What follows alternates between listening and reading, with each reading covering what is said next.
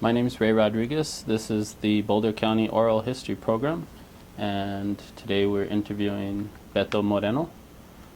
Beto, can you tell us when and where you were born? When and where? Mm-hmm. Okay, I was born in August of 1946 in Ciudad Juarez, Chihuahua. Practically, I keep telling this story that I was almost an American citizen because the clinic where my mother gave birth was like 100 yards from the border. Wow. So I was almost there, but not quite. Huh. And how did your family end up going from 100 yards from the border to the U.S.? Well, if you're not familiar with Ciudad Juarez, we used to live on Mariscal Street, which was at that point more like the red light district of the city, because my dad worked as Can a you bar. explain what that means, the red light district? Well, that's where you had all the bars, all Oh, the okay. bordels, Wow, the okay. nightclubs, and actually Mariscal Street was one street west of I think it was 16 de septiembre or something like that. But that's where they had all the stores for the. Actually, the area where we lived was kind of like maybe a mile from the border. So at that time, Fort Bliss was very active, and there was a lot of soldiers, and it was always busy. You know, tourists and soldiers going through the area. So Okay. Awesome. Okay, so that was the red light district, and yeah, you were well, near that. you could consider it red light district because you had a lot of bars, Yeah. and also had the nightclubs, and it also had the prostitute houses. Okay, and so how did you end up going from that area to the U.S.? To the U.S. Yeah. Uh, uh, at that time, I think it was pretty easy to immigrate into the United States. My grandfather and my grandmother, they had their residency already, and they, well, if it hadn't been for them trying to give us a better life for us as a family, they sponsored my dad, my mom, and at that time it was just me and a sister and a brother that was born right before we immigrated. So through their help, they sponsored us, and we got our residency in I think it was September of 1954. Okay. So at that time I was eight. My sister was 6, and my brother, my only brother, had just been born, and so that's how we were able to migrate from Ciudad Juarez into El Paso, Texas. So all of my childhood and young life was in El Paso, Texas, which is where I got all my schooling, high school, and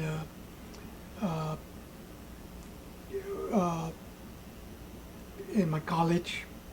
And that's where we got married, and eventually we ended up here. And what do you remember the most about? What do you remember liking the most about leaving Juarez? Uh, when we lived in Juarez, we lived in a one room, dirt floor apartment. So it was bedrooms, kitchen, family room, all in one big square. Wow. And I think it was fun living there, but my dad worked as a bartender. My mom didn't work. She just took care of us. and it was a good neighborhood. So, the reason my grandparents wanted us to come over here so that my dad could stop working as a bartender because he was, he wasn't earning a lot of money. So that way he says, well, once you move into the U.S., you can probably get a better paying job and provide for your family better. So that was an option for them because they had their residency. They could sponsor him. Right. And how did they earn their residency? I think he was through my grandfather. He married. Actually, my grandfather was not my biological grandfather. It was my grandmother's second marriage, and he was the one that was able to get the residency for my grandmother. I don't know when, but and my grandfather, I don't recall him telling me how he got it, but he was, I think he, well, let me backtrack a little bit. I think he got it through his siblings, his sisters and brothers that lived in California. And I think they petitioned for him, and then he petitioned for my grandmother, and then eventually they petitioned for us. Awesome. So you were able to reunite the family Mm-hmm. in El Paso, Texas. Mm-hmm. Okay. And so you received your education in El Paso, Texas. Right. Elementary, high school, and in my senior year, right before graduation, I think it was in May of '65, I applied for my naturalization. So when I graduated, I became a U.S. citizen. When you graduated, you were able to become a U.S. citizen. Yeah, because at that time I was already 18 years of age. Wow. The process back then was not like it is today. Back then, you could petition for yourself, and it required that you have two sponsors or two references, and the officer would do an interview, ask you some questions, and then he would talk to the two references about whether my moral character and that's I picked for references. I picked my best friend. His name is Gilberto Garcia, who also graduated that same year from high school, and the mother of another friend whom I had worked as helping her with the laundromat. Oh, okay. So you had some good references because you had been working hard for some yeah, time. because I don't think I was I would be considered a problem because during my youth I was a Boy Scout, explorer. I worked during the summers. Always active with the Catholic Youth Organization. So I don't think I never got into trouble. Nice. So how did you decide, or how did you find out about the opportunities in Colorado? Well, right after graduating from high school, I enrolled at UTEP, the School of Engineering, and went for 1 year. And that's when Martha and I got married. We'd been going steady since I think our junior year in high school. So we got married in '66, August of '66.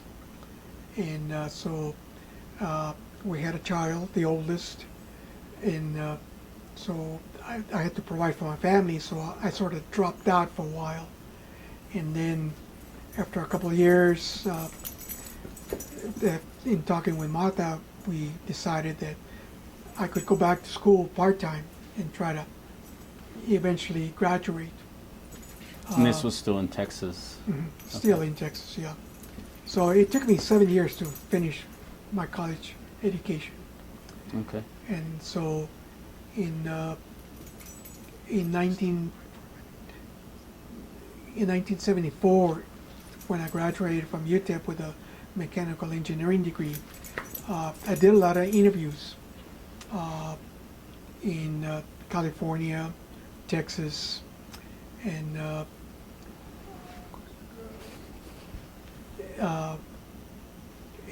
one company that I had, I had gone on some job interviews, and I already had some job offers with Philip Ford in I think it was in San Diego, California, Okay. and also I had a job offer with Exxon in Houston, Texas.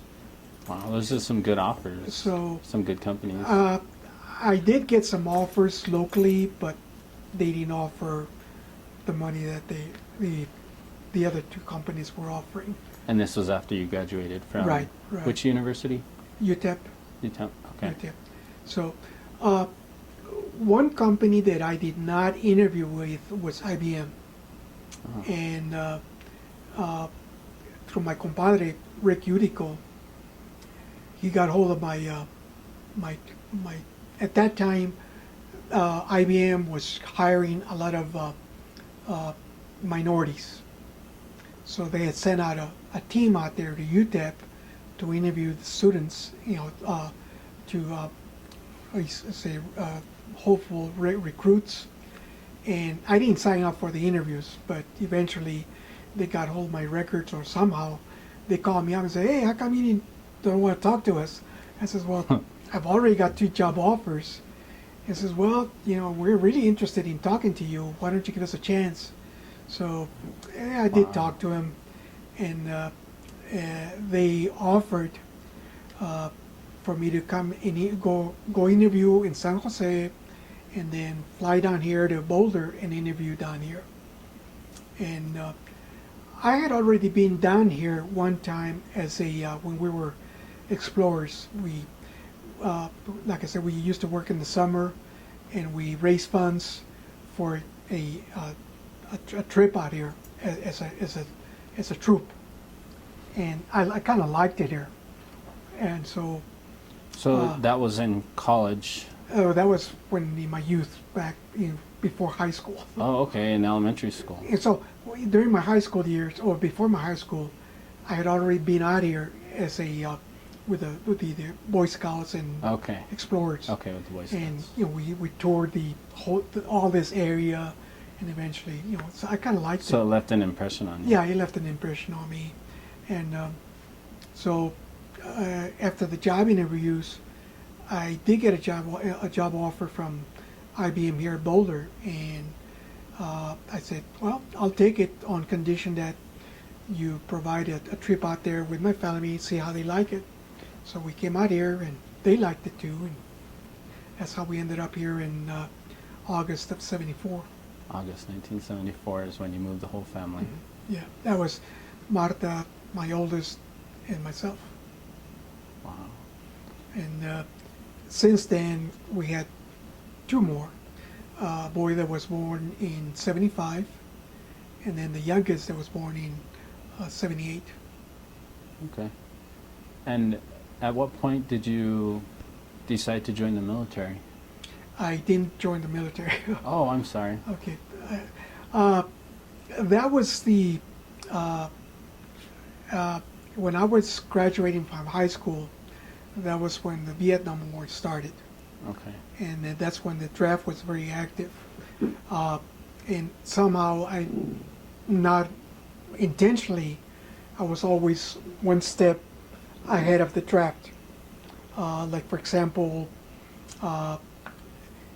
first they were just taking high school graduates, and then they started taking, exempts were men with who were married and children, and then they started taking those. But then they said, well, if you're going to school, to college, you're exempt.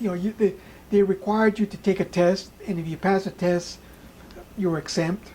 So while I was in college, the draft missed me, and so by the time I graduated from, eventually the Vietnam War ended, so I never did get called or drafted.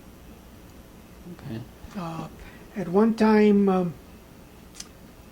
a couple of my friends, so they would not get drafted. They decided to join the Air Force, and after they joined the Air Force, Gilberto Garcia and my compadre Carlos Cifuentes came over and visited with me and said, "Hey, why don't you come with us?" Of course, by that time I was married. I had a daughter. I said, "Well, I just can't drop things and go with you guys." Yeah. So that was the only opportunity I sort of had to join the service, but I never did. And can you, just to back up a little bit, can you talk a little bit about how you met Marta? We were sort of high school sweethearts, and both of us were, very active with the church. Okay. And she was with the Hijas de Maria, and they would help on weekends to cook breakfasts for the following Sunday. And sometimes I would go help them, because what happened in my junior year, my father, unknowingly, he thought he had bought this house and he was paying for it. And when he started getting behind his payments, he was notified that actually he wasn't buying a house, he was leasing it. So we were told that we had to vacate the house. Wow. So my mom, by that time I already had 4 more sisters. That was around 72, 71, 72. So my mom, my dad moved from the area from the high school that I was going to. They moved back to the not the Segundo Barrio, but another section of the city. So at that time there was no open school enrollment. You had to attend a high school within your area. So because I was active with the church and the youth group and all that, the priest, Father Sines, says, "Well, I think the way I can help you is if you move in and live with me in my house." So he took me in for my junior and senior year. Wow. So I lived with the priest, and so while being active with the church, that's how I met Marta. Wow. That's awesome. And so you were both pretty active in the community. Yeah. Since Back you then, were yeah. since you were little. Yeah. And how was the change when you moved from Texas to Colorado? Okay. How did you feel about the community here? How it compared the Latino community here versus the Latino community in Texas? Okay. When we first moved out here in August of '74, we ended up renting the apartments over at the Gumboro apartments, and we lived there from '74 to '76.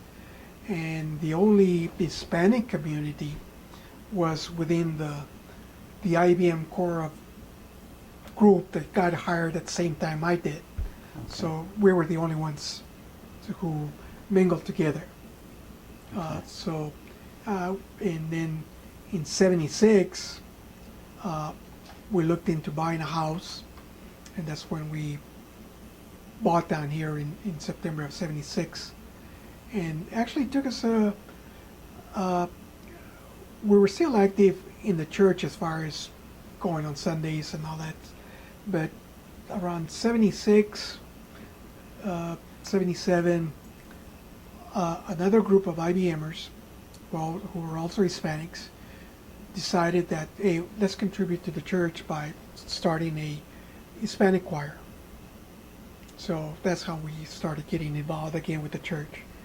And you joined the Hispanic choir? We joined the Hispanic choir, and not only did we sing at St. John the Baptist, but we also sang at Thomas of Aquinas in Boulder.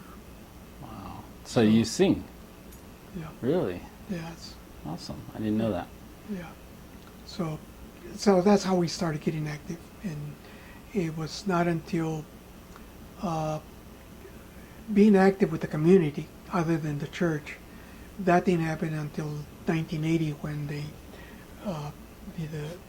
three young men got killed on Main Street by the two Longmont policemen. And so at that time, El Comite got started, and so we started getting involved with El Comite. And so El Comite was a way that the Latino community came together. Yes. Do you remember? Martha tells the story better than I do, because what happened back then, there were some activist groups in Boulder, not Boulder, but in Denver, who were getting ready to come out here, Longmont, and start raising Cain, riots and just bringing it to the attention of the media. But Do you remember which groups they were? I think we got called by Corky. Oh, really? Corky Yeah, Gonzalez? Yeah, Corky Gonzalez and others down there. He says, hey, if you need us, we'll go down there and torch the city. And so in response to the shootings, the Comite started forming, and right away we sort of say, no, we'll take care of it. There's no need for activist groups coming out here and starting problems. So at that time it was Ben Benavides, Tony Abeitia, Rich Lathrop, Jenna Mendez, her husband,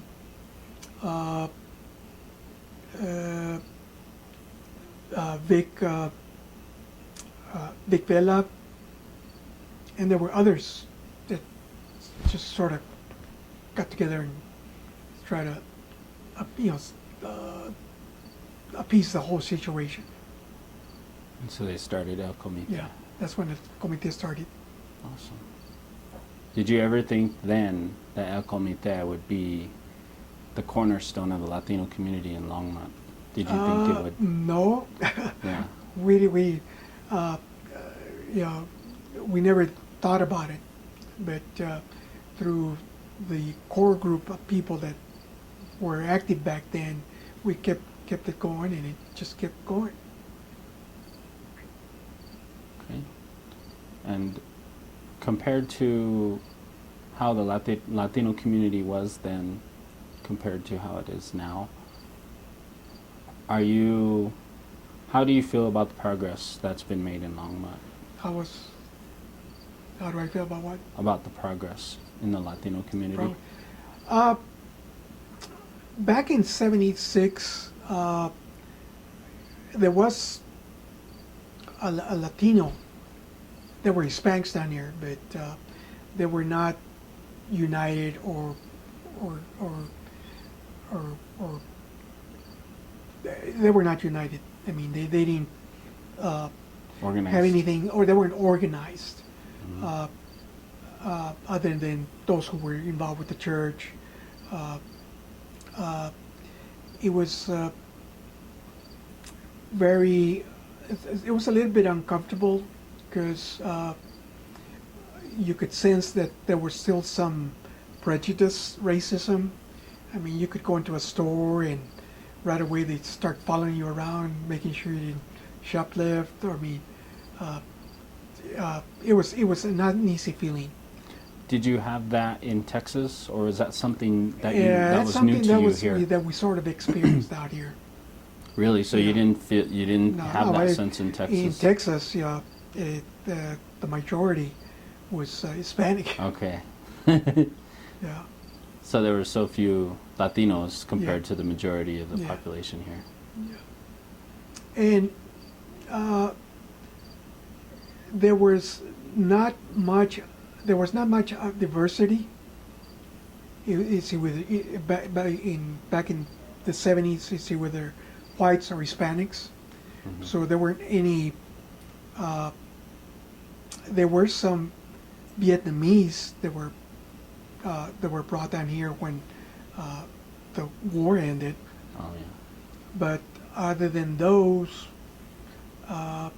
blacks weren't. There weren't any down here. Mhm. Actually, they were afraid of coming into Longmont. Wow. Do you know why?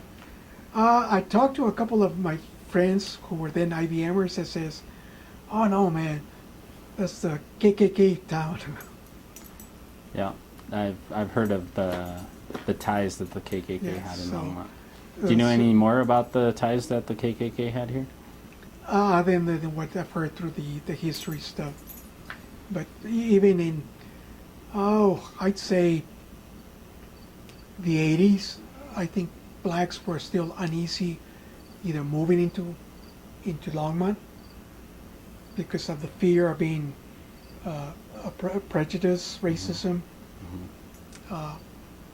So, but now we see more, but Yeah. I don't know how they feel about it. Yeah. Okay. And so how do you feel like were there any other programs or any other companies similar to IBM that recruited Latinos Recruited Latinos. at the time that you knew of? Not really, because the IBM back then was the big company. Yeah. And then when eventually some IBMers started Storage Tech, and I think they hired some, but I don't recall there being a lot of high prominent companies other than IBM. So do you feel like they changed, or how do you feel like they changed the Boulder County for the Latino community? Well, they said they started bringing in more minorities because of the affirmative action program, Mhm. but eventually, I think within 4 or 5 years, they stopped hiring. So they changed. So they added. They Yeah. brought in a lot of Hispanics. college-educated Hispanics to the Mhm. area. Okay. Okay. Do you have any other question, or do you have any other things you wanted to add? No. Well, within IBM, the Hispanics also were very much involved with the community. We also had they started what they call the Amigos, and they tried to get some things going, not only in Boulder, Longmont, but also in Fort Lupton, Tacona, Some things going, as in. similar to El Comite. Oh, okay. But that didn't work out because there was no the relationship Support. between Hispanics and the authorities was not there. I mean, the intention was there, but it says, well, we're not going to let no Hispanic group come in and tell us what to do. So they didn't have the support of the No. local They even governments. looked at creating, how should I call it, like a franchise. But Oh, like El Comite, Fort Collins, El El Comite of Fort Comite. Lupton, Okay. El Comite of Broomfield, but it didn't work out. Huh. So Because they were interested, they were aware of what we were doing out here, and they wanted to copy that into their own communities. And so Longmont's different in that they actually provide city funds to El Comite, correct? Some City Some- funds. funding. Some. Actually, I think it's more like, I think it's not even 7% of the budget. Okay. It's very, very small. But even then, it's symbolistic, and they also have city officials on the board, Yeah, right? So that they have the liaisons. yeah. So that's great. So, okay. And do you have anything else to add that you want to add, maybe about your parents or your grandparents? Well, one thing I could say is that one of the reasons I ended up going to college, because, you know, like I said, my dad, he never did go to school, and that was mainly because of my grandfather.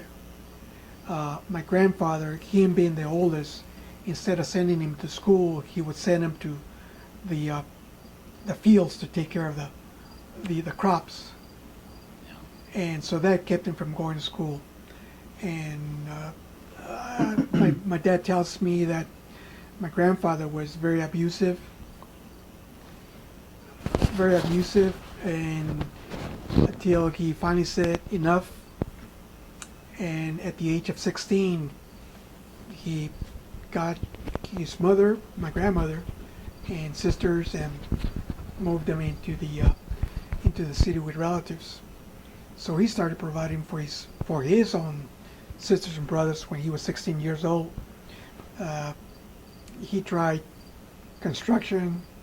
He tried selling oranges at the corner. And then eventually he ended up down in Ciudad Juarez, where he stayed with an uncle, an aunt. And so then he got the job as a bartender, and that's when he started noticing my mother.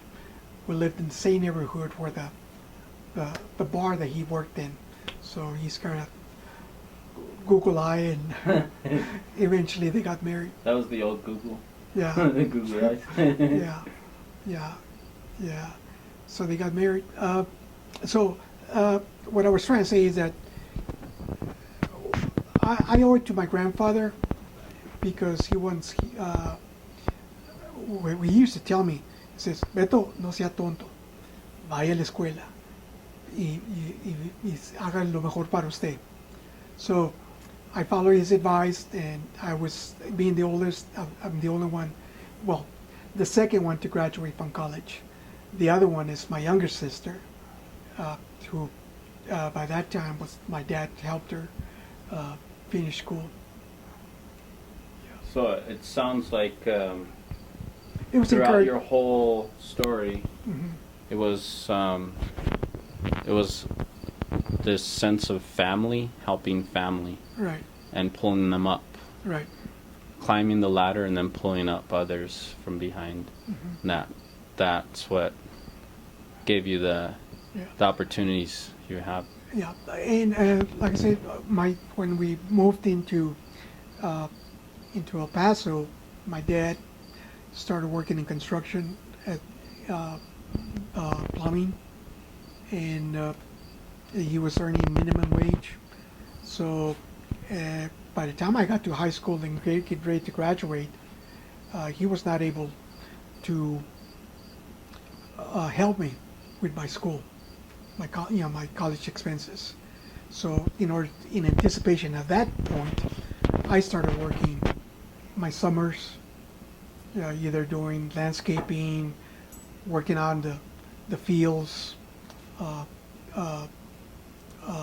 in the cotton fields. So you were going to school and working hard labor. Saving money for my college education. Wow. Okay, so, and then after my first year, when I ran out of money, so I had to, we got married, and eventually we decided I could go back and finish it. Awesome. Yeah, but it was through my grandfather's encouragement that he says, hey, no sea tonto, que vaya a la escuela. And so, just for everyone who doesn't know what that means, you're not stupid. Well, yeah, yeah. Don't be stupid. Go to school and finish it. Yep. Well, no matter what it takes. And that was the American dream, to Mhm. finish school and find opportunities Yeah. through education. Because my grandfather also, he did finish what they call middle school down there in Mexico, but throughout his entire life, his job was landscaping, mowing lawns, Mhm. and taking care of yards and all that. Okay. And Salvador has some questions also. What was your biggest struggle back then in your life, being a Latino to like coming to the U.S.? What was the biggest struggle? Like in your life, like in Texas or here in Colorado? Actually, there was no struggle. Like I said, back then, getting your residency was a lot easier than it is now. You didn't have to go through a lot of hoops to get there.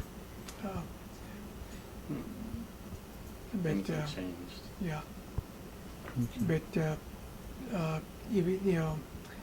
I look back through my youth, going to elementary school, high school, and in the neighborhood that we lived, El Segundo Barrio, Does that mean the second? the second ward. The second. Oh, okay. Second ward.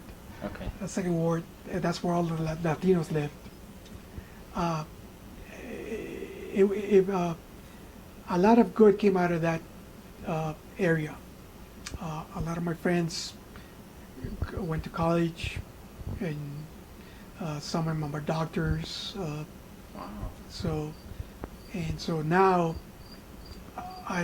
through the internet, I log on to some of the alumni, and they're starting to do the same thing for the youth down there, trying to encourage them to finish school and keep on going.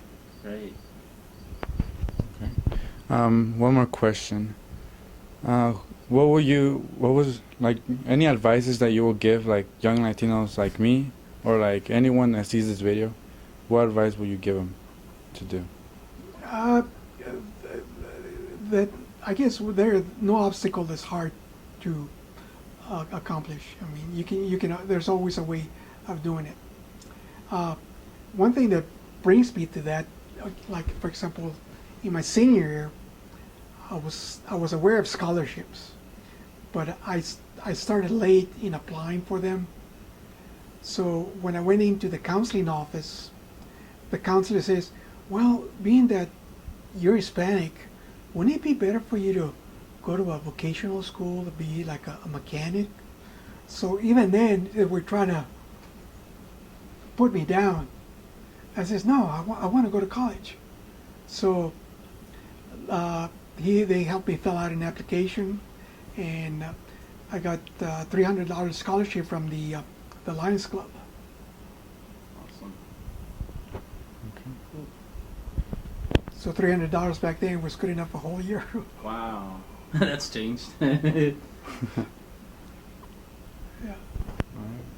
So I think there are more opportunities now there, but you just have to go look for them and apply for them. Okay. Just a quick question, because it just came back on my mind. What would you describe a Latino or something? Like, how would you describe him? Who? A Latino. What is a Latino for you? Now, it's just being having roots to your Hispanic. I don't see it as being an activist, but it's just being related through ancestry back to Mexico somehow. And having the roots in the culture. Yeah. And sharing that culture together. Right. One thing that just came to me is I'm curious about whether there were any language barriers in your family and how Okay. how each of your your Okay, grandfather and you when we moved into El Paso and I went into elementary school, I didn't know Papa's the English. oh really? Yeah. So the way that they were at back then, the schools were trying to teach the children English was that you couldn't speak Spanish in class. Okay. Okay, and that was throughout my entire schooling, elementary, middle school, high school. In school, you couldn't speak Spanish. If you got caught speaking Spanish, you got detention. And just detention, there wasn't Or more? sometimes you get, back then, you get swatted. Okay. And did you ever have to, Yeah. did you ever speak Spanish in school? Yeah. And so you actually experienced the punishments firsthand? Yeah. Mhm. Really? Yeah. You How did that make you know, feel? what you would do, not, you somehow you would end up talking to somebody in Spanish, and the teacher would be right behind you. You're speaking Spanish. Wow. So you that's- got caught just yeah, yeah. unintentionally And speaking it's it not because it like was your now native where tongue. They're making, instead of encouraging the children to learn English, they've got what they call the ESL. So they're Right. making Spanish as the primary language to eventually assimilate into the English environment. Right. But like I said, this when the school was out, we go home. And my parents didn't speak a word of English, so we had, and yeah, we listened to the radio, and we learned from listening to the oldies but goodies, the songs, Yeah. and Oops. everybody was more like, okay, I'm going to learn English. So in school, that's when you first started learning English. English, right. And that was when you first came Yeah. and you were about 6 or 7 years old? I was 8 years old, Okay. and started in the first grade. How did it make you feel when you came to class and everyone was speaking a different language? Uh,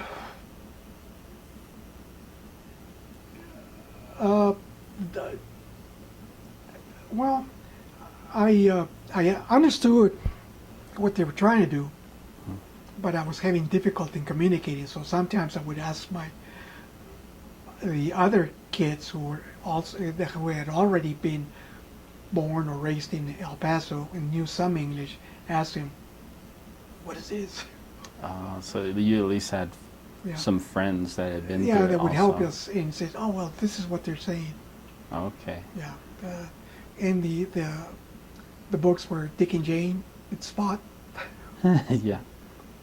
So you had to learn Yeah, the new language Yeah, just on and- your own, basically. yeah, and I would go to the library, take out books, read them, and Wow. some of my teachers would say, "Oh, here's some books for you to read."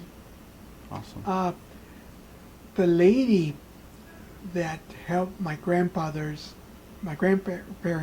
helped us get our residency. She also provided me with, always interested in me excelling, and she would take me to whenever she goes shopping, she'd buy me comic books so I could Oh, read yeah. them, and she even provided me with some books for me to read. Huh. So she was like a So there was a Marta. lot of support back then for you to learn English. She was like a Marta for Yeah. you back then, Yeah. or a Beto. Yeah. Okay. So that shows the impact that one person can have Yeah. trying to help others, lift them from behind Mhm. and climb the ladder. Okay. And I think that should be it. Thank you for your time. Okay. You're welcome. And if you have any other last thoughts? No. Okay. All right. Do you have any questions, Salvador? No, I'm good. Okay. Well, thanks for your time. Okay.